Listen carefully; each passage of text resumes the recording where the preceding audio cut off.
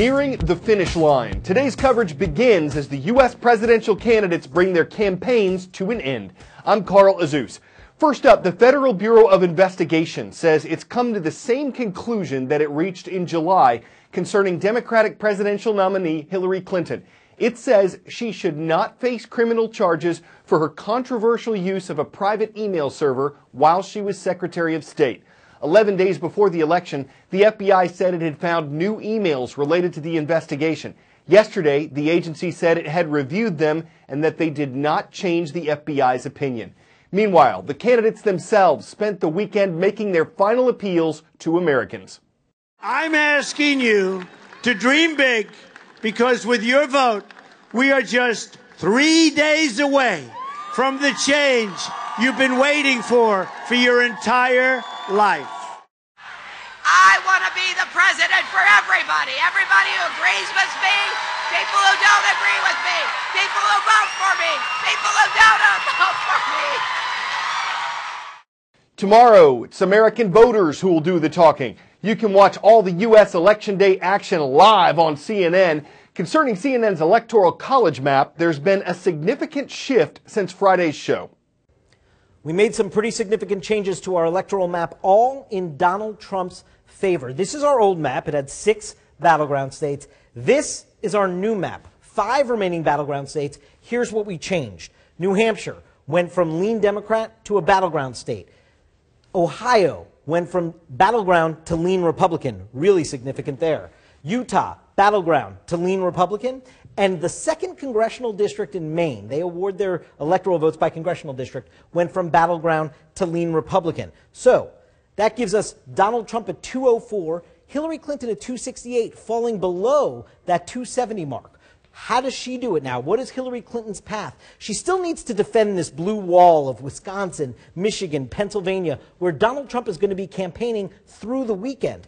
She did get some late news out of Michigan, a brand new poll there, 42% to 38% in this Detroit Free Press poll, 4-point edge, a state that the Democrats would really like to be farther ahead than that. It gives them a little bit of concern, but that's a significant enough edge to say that Hillary Clinton is holding her blue line. So where does she go to find the 2 electoral votes that she needs? Any of the battleground states. The smallest one, 4 electoral votes, New Hampshire, gets her over the line to 272.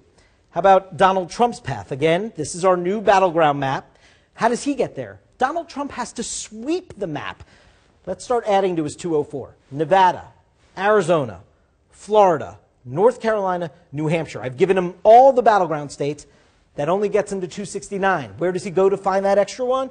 Well, remember, Nebraska also awards its electoral votes by congressional district. That little yellow area around Omaha, that is the 2nd congressional district, and it is a true battleground. So, if indeed Donald Trump can win that congressional district in Nebraska, let's give it to him.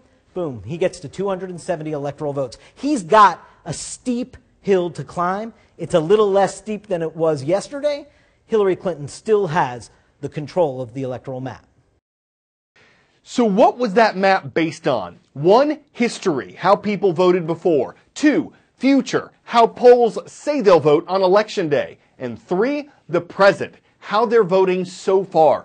37 U.S. states allow some form of early voting. We do have some results for you now, but you'll see how even those are making this election tough to predict. Nearly 37 million people in 39 states across the nation have already cast their vote before Election Day. 2 states we're going to look at first is Florida, where more than 5.7 million people have already voted. And if we look into the numbers, Democrats hold an advantage of about 7,000 ballots returned over Republicans. About 2 days ago, Republicans had a 16,000 ballot advantage over Democrats. But not all good news for Democrats when you look at what happened in 2008 when Democrats had 146,000 returned ballot advantage at this same point in the campaign. Let us dig deep into the demographics, though, and see who's participating. African Americans are participating about 12.8% in the early vote, Hispanics at 14.4%, 2 key constituencies for Hillary Clinton. If we look, though, what happened in 2008, African Americans were at 16.1% at that time, and Hispanics were at 10.1%. However, if you look right here, even though we're seeing about 71,000 more African Americans have actually cast their ballot in 2016 than 2008. The share of the electorate has dropped by a little more than 3%.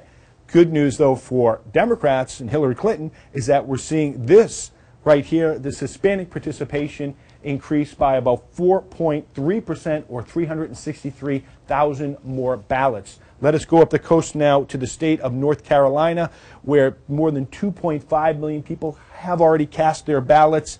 And if we look at who has a lead there, Democrats outpacing Republicans by 266,000 ballots returned.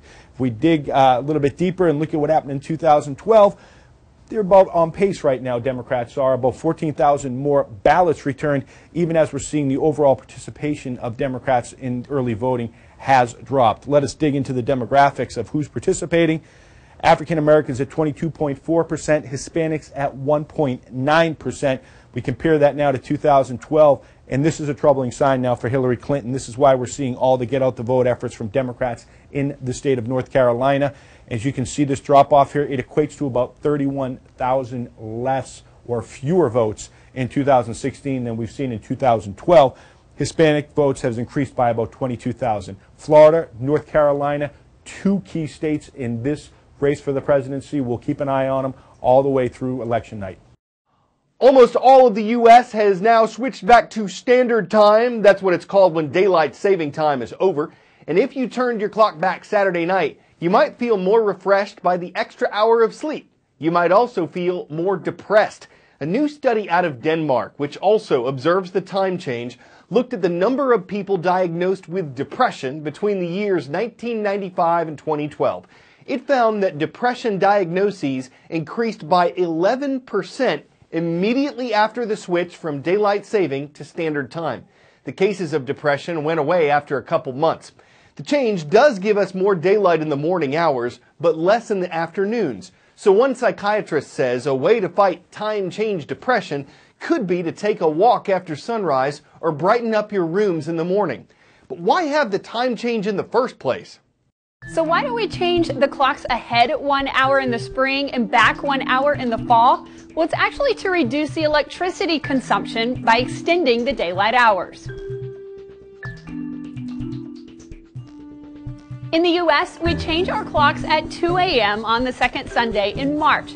That begins daylight saving time. That's when we spring ahead.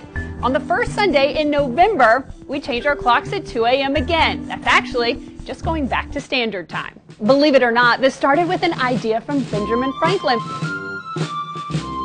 Franklin did write an essay suggesting that people could use less candles if they got up early and made better use of daylight.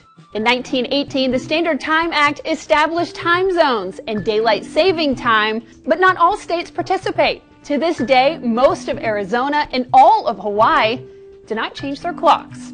Over 70 countries across the world observe daylight saving time, with notable exceptions of China and Japan. In 2007, we actually changed the date of when we set our clocks back an hour to the first week in November. This helped protect trick-or-treaters by giving them an extra hour of daylight. One of the other lines of thinking was that we would have a better voter turnout on election years. Experts say each time you change your clocks, it's always a good idea to change those batteries in your smoke detector, and always look forward to fall when you get that extra hour of sleep.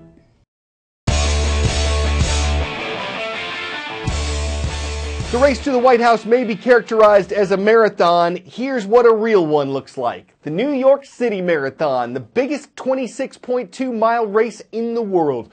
More than 50,000 ran it yesterday. At the first one in 1970, 126 men and 1 woman ran it. According to ESPN, more than 60,000 bottles of water were on hand this year, 65,000 cups of coffee, almost 2,000 portable toilets, and more than 14 million bananas.